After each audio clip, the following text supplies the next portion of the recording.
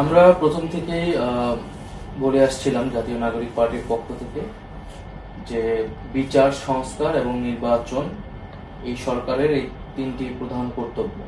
তো আজকের প্রধান উপদেষ্টার বক্তব্যে শুধু নির্বাচনের রোডম্যাপ না, এই তিনটি বিষয় সম্পর্কে কিন্তু উনি আলোচনা করেছেন যে আমাদের নির্বাচন ব্যবস্থা সহ আমাদের রাষ্ট্রের একটা প্রাতিষ্ঠানিক সংস্কার প্রয়োজন এবং বিচারের বিষয়টাকে গুরুত্ব দেওয়া হয়েছে।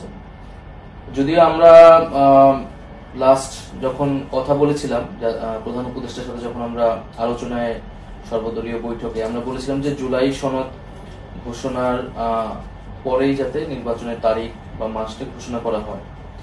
তারপরে উনি জুলাই সনদের আগেই নির্বাচনের সম্ভাব্য মাস এপ্রিলের প্রথমার্ধে তিনি বলেছেন, যেহেতু কিছু রাজনৈতিক দল এবং জনগণের একটা অংশ নির্বাচনের তারিখটি জানতে চাচ্ছিল বা একটা শঙ্কার কথা বলা হচ্ছিল, তাদেরকে হয়তো আশ্বস্ত করার জন্যই এটি বলেছেন। তবে বান্ডেল থাকলে প্রতি সেনমানিতে টাকা বাঁচবে। বিকাশ সেনমানি বান্ডেল কিনে জিতুন প্রতি লেনদেনে।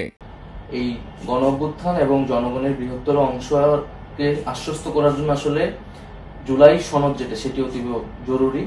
রাষ্ট্রের কি কি সংস্কার হচ্ছে এবং জুলাই ঘোষণাপত্র আমাদের এই জুলাই শহীদদের সাংবিধানিক স্বীকৃতি এবং জুলাইয়ের ইতিহাস সংরক্ষণের জন্য, যেটি 30 কার্যদিবস বলা হয়েছিল, আর কয়েকটি কার্যদিবস আছে ঈদের পরে। তো আমরা আশা করব সেটা নির্ধারিত সময়ের মধ্যে হবে।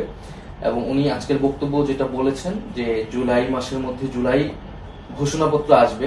তো জুলাই ঘোষণাপত্র যদি ঐক্যমত্যের ভিত্তিতে সংস্কারের রূপরেখাটি আসে এবং এর পরবর্তীতে লেভেল প্লেইং ফিল্ড তৈরি করে নির্বাচনের দিকে যেতে পারে।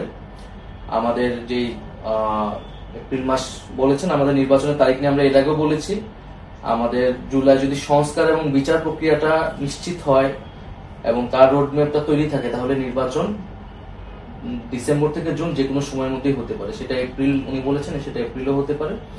তো জুলাই সনদটাই আমাদের এই মুহূর্তে এখন প্রধান দাবি, যে জুলাই ঘোষণাপত্র এবং জুলাই সনদ এটি যাতে উনি প্রতিশ্রুতি রক্ষা করেন।